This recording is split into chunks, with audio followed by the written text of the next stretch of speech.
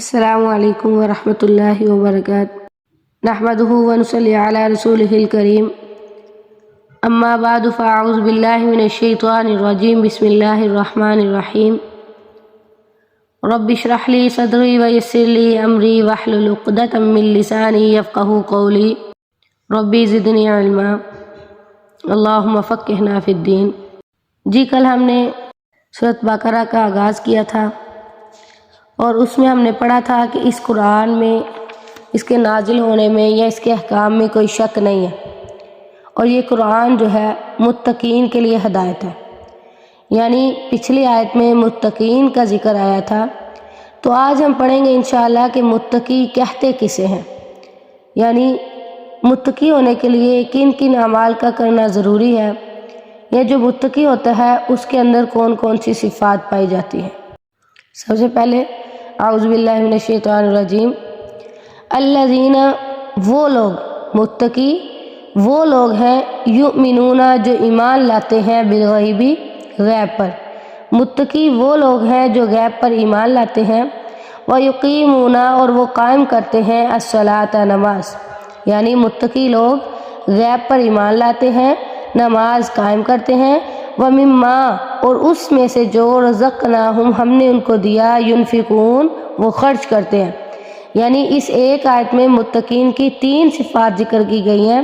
پہلی صفت وہ غیب پر ایمان لاتے ہیں، دوسری صفت وہ نماز قائم کرتے ہیں، تیسری صفت جو اللہ تعالیٰ نے ان کو رزق دیا ہے اس میں سے وہ خرچ کرتے ہیں۔ اچھا، تو اس آیت میں سب سے پہلے ہم اس کی وضاحت میں پڑھتے ہیں کہ وہ ایمان لاتے ہیں۔ ایمان کہتے کسے ہیں؟ تو یہ ایک حدیث جبرائیل حدیث ہے جس کا نام حدیث جبرائیل ہے۔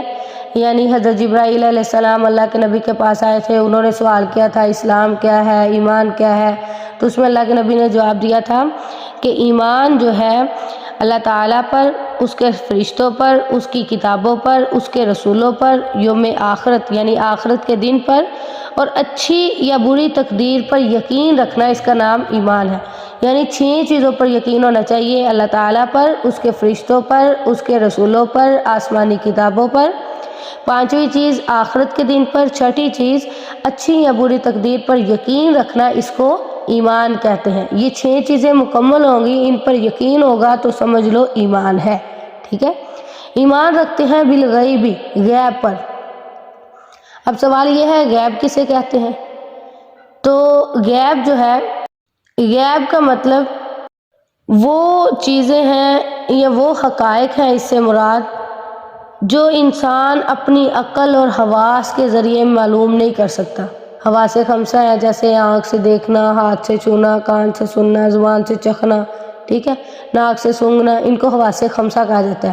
یعنی ایسی چیزیں جو انسان نہ ہی اپنی عقل سے معلوم کر سکتا ہے اور نہ ہی اپنے حواس کے ذریعے سے معلوم کر سکتا ہے، اس کو غیب کہا جاتا ہے۔ غیب پر ایمان رکھنا یہ متقین کی صفت ہے۔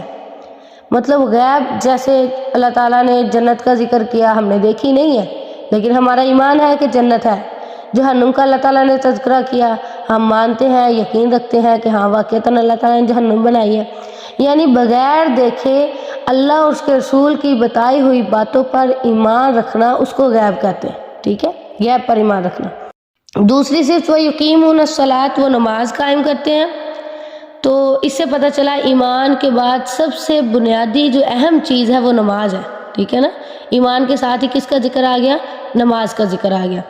نماز قائم کرنے کا کیا مطلب ہے؟ نماز قائم کرنے کا مطلب ہے 5 وقت کی نماز پڑھنی ہے، اور کس طرح پڑھنی ہے؟ نبی صلی اللہ علیہ وسلم کے بتائے ہوئے طریقے کے مطابق۔ کیوں کہ اللہ کے نبی کا فرمان ہے، صلو کما رأیتمونی اصلی، تم اس طرح نماز پڑھو جس طرح تم نے مجھے نماز پڑھتے ہوئے دیکھا ہے، ٹھیک ہے۔ پہلی بات 5 نمازیں پڑھنی ہے، اس میں دوسری بات نماز قائم کرنے میں دوسری بات یہ آ جاتی ہے کہ نبی صلی اللہ علیہ وسلم کے بتائے ہوئے طریقے کے مطابق پڑھنی ہے۔ تیسری بات اس میں آ جاتی ہے اطمینان کے ساتھ، سکون کے ساتھ نماز ادا کرنی ہے۔ اللہ کے نبی کے سامنے ایک صحابی نے نماز پڑھی تھی، ٹھیک ہے، تو ان کی نماز کیا تھی؟ وہ جلدی جلدی پڑھ رہے تھے، اطمینان کے ساتھ نہیں پڑھ رہے تھے۔ اللہ کے نبی نے انہیں فرمایا تھا دوبارہ نماز پڑھو، تمہاری نماز نہیں ہوئی۔ اس سے پتہ چلا اطمینان و سکون کے ساتھ نماز ادا کرنی چاہیے۔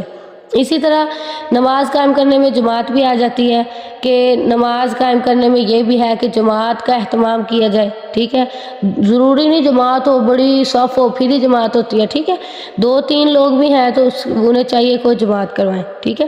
اسی طرح اگر جماعت کروانی ہے تو اس میں نماز قائم کرنے میں یہ بھی آ جاتا ہے کہ اگر جماعت کے ساتھ نماز پڑھ رہے ہیں تو صفیں درست ہونی چاہیے، کیونکہ صحابہ کرام نماز میں کندھے سے کندھا ملا کر کھڑے ہوتے تھے، قدم سے قدم اچھی طرح ملاتے تھے۔ کیوں ملاتے تھے؟ اللہ کے نبی نے انہیں حکم دیا تھا۔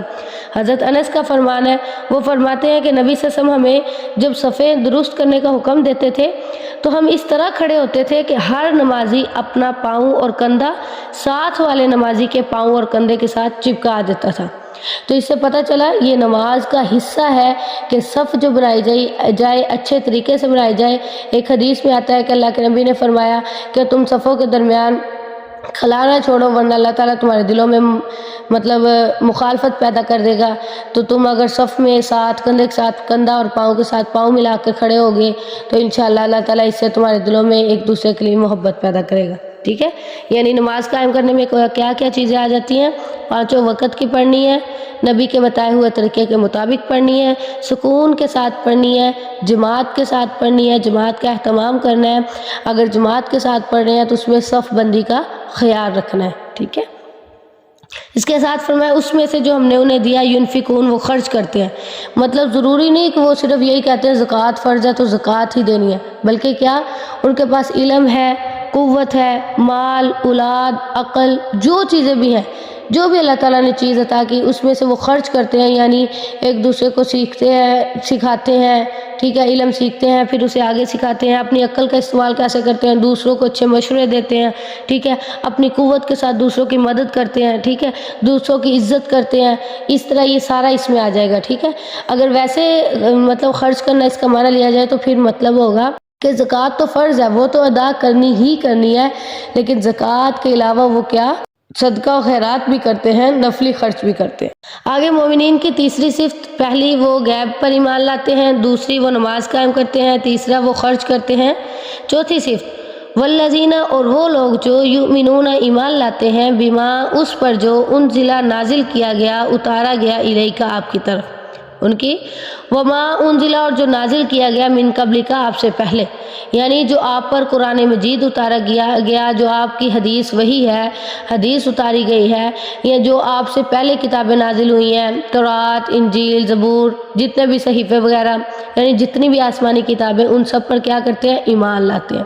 فرق اس میں اتنا ہے کہ اس قرآن پر ہم نے ایمان لے کے آنا ہے تو اس کے ساتھ عمل بھی واجب ہے، عمل بھی ضروری ہے، ایمان کے ساتھ ساتھ عمل بھی ضروری ہے، لیکن جو آپ سے پہلے کتابیں اتاری گئی ہیں ان پر عمل کرنا واجب ضروری نہیں ہے، فرض نہیں ہے، لیکن ایمان لانا، اس بات پر ایمان کے واقعتاً وہ آسمانی کتابیں ہیں یہ فرض ہے، عمل کرنا فرض نہیں ہے، کیونکہ ان کتابوں میں بڑی تحریف ہو چکی ہے، ٹھیک ہے، اس میں بہت رد و بدل ہو چکا ہے، یہودی عیسائیوں نے اپنی کتابوں میں بڑی تحریف کر لی ہے، ٹھیک ہے، قرآن میں جگہ جگہ میں آتا ہے کہ وہ اپنی طرف سے ان کتابوں میں احکام لکھتے تھے، اس کو منسوب اللہ کی طرف کر دیتے تھے، نعوذ باللہ۔ تو اس لیے اللہ کے نبی نے فرمایا اگر تم اسرائیلی کوئی روایات سنو، ٹھیک ہے، تو اس کے بارے میں تم نہ ہی اسے جھوٹا کہو نہ ہی سچا کہو، بلکہ خاموشی اختیار کرو، ٹھیک ہے۔ تو اس سے پتہ چلا اس قرآن پر ایمان لانا بھی ضروری ہے اور عمل کرنا بھی واجب ہے، لیکن اس سے پہلے جو کتابیں آسمانی ہیں ان پر ایمان لانا ضروری ہے لیکن عمل کرنا واجب نہیں ہے۔ پانچویں بات وبالآخرتی، اور آخرت پر ہم وہ یوقنون، یقین رکھتے ہیں۔ آخرت کسے کہتے ہیں؟ آخرت کہتے ہیں مرنے کے بعد جو زندگی شروع ہوگی اس پر لفظ آخرت بولا جاتا ہے، یعنی آخرت پر وہ یقین رکھتے ہیں۔ کیسے؟